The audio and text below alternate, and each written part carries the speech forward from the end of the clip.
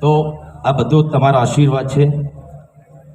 તમે છો તો હું છું, અલ્પેશભાઈ છે અને દરેક આગેવાનો એ બધા જ તમારા આશીર્વાદના લીધે જ છે.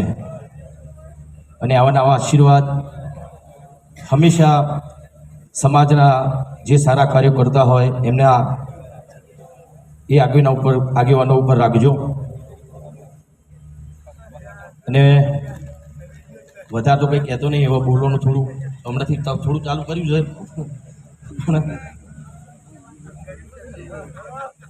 ખાલી થોડીક એની બેનની મારે એક થોડીક વિનંતી કરવી છે. તમે જે સમાજ માટે બંધારણ આપણા સમાજના કલ્યાણ માટે જ કર્યું છે, બહુ સરસ કર્યું છે. પણ એક બે એવી વાતો છે જે તમારી સમક્ષ રજૂ કરવા માગું છું હું. કેમ કે ઘણા બધા મને ફોન આવ્યા. સમાજ માટે હંમેશા વર્ષોથી હું ગાતો આવ્યો છું.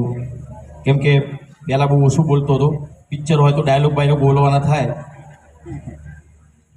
પણ જે તે સમયે મેં ગાવાનું ચાલુ ત્યારથી સમાજ માટે મેં ઘણા બધા ગીતો લખ્યા છે. મારા મોટા ભાઈ જીવરાજભાઈએ પણ જાગો જમાનો બદલાયો, એ વખતે આપણો સમાજ બહુ જ પાછળ હતો. અત્યારે તો ઘણો બધો સમાજ આપણો ઘણો આગળ આવ્યો છે, શિક્ષણમાં પણ આગળ આવ્યો છે અને વ્યસનમાં પણ. એનો પાછું જવાની જરૂર છે, પણ એ બી આગળ આવે છે. બોલો,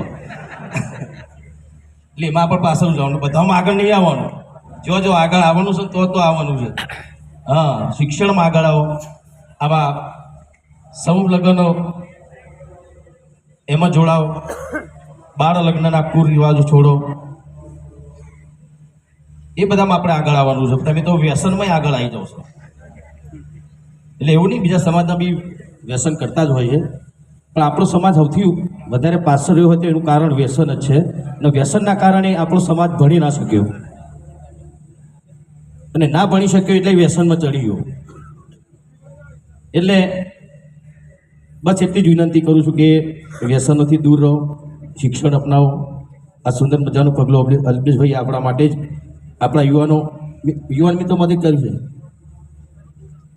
હા હા, ચલો એક બે લાઈન, કેમ કે ઘણા બધા આગેવાનો છે. હો એ જાગો જાગો ઠાકોર હો જાગો, જમાનો બદલાયો. હો તમે દારૂના વ્યસન છોડો, જમાનો બદલાયો. બાળ લગ્ન ના કુરિવાજ છોડો, જમાનો બદલાયો.